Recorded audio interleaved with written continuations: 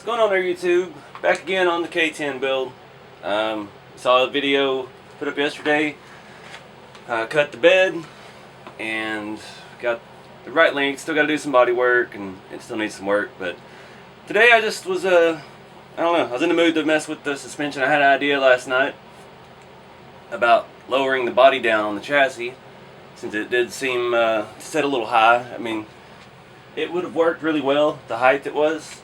I would have not had a whole lot of rubbing issues with the fenders and stuff, but it just didn't look scale enough for me. So what I've done is I've got the RC4wd drive Trailfinder 2 body lift. It's an aluminum bracket, machine bracket. It's got two different options. You screw it into your body mounts and it raises the body up. So what I've done is I've put them on here upside down.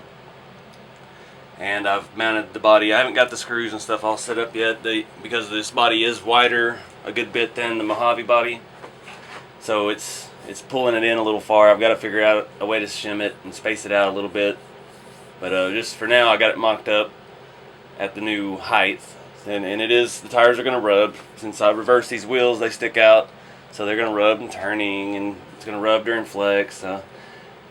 It's a mess, but it's more scale this way, so that's what I'm going to go with. I'm going to work out the kinks as we get further along. But yeah, I just had another idea. Instead of using the body lift, I could have taken my custom mounts off and flipped them upside down, and that would put it at exactly the right height that I need. That may actually be a better option. We'll just have to see. Anyway, this is the height that I want the body at. I've also done some work on the rear suspension, and I'll bring you around here and show you that. Alright, so back here, I did away with the shock towers. I did away with the SCX10 shocks. They just weren't scale and they weren't going to work. I've just got the body kind of mocked up here. I still haven't attached anything yet, but I'm not sure if you can see that. I swapped some parts out with Trailfinder 2. Turn this around here. So what I've done, the Gelande 2 has a square cross member. Oh, here you go. It has this with a flat plate for your electronics and your fuel cell, and it mounts in a recessed hole right there. So what I did is I took the shock mount cross member off of Trailfinder 2 and kind of forced it in there.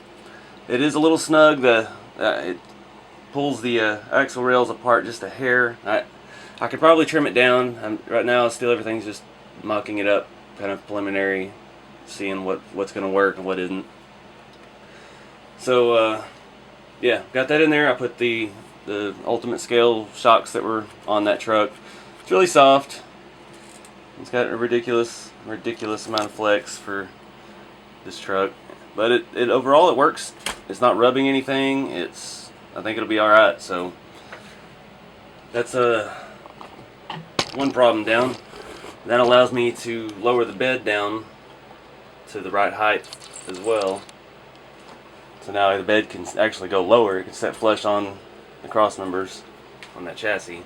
And another byproduct of that is now my frame rails here on the back are actually right in line with the bumper, and also on the front too. Everything lines up where the bumper should be. So depending on what I decide to do, if I just go with the kit bumper for now and run the like the Blazer bumper over here, it'll still bolt on to the body. I won't have to mess with anything on here, but if I build me a custom bumper later, I can attach it to the chassis directly. So just a quick update. That's kind of where I'm at. Like I said, I may swap this body drop thing I've done here, change that up a little bit. But I like the height a lot better. Everything looks better. The motor sets up higher in the engine compartment.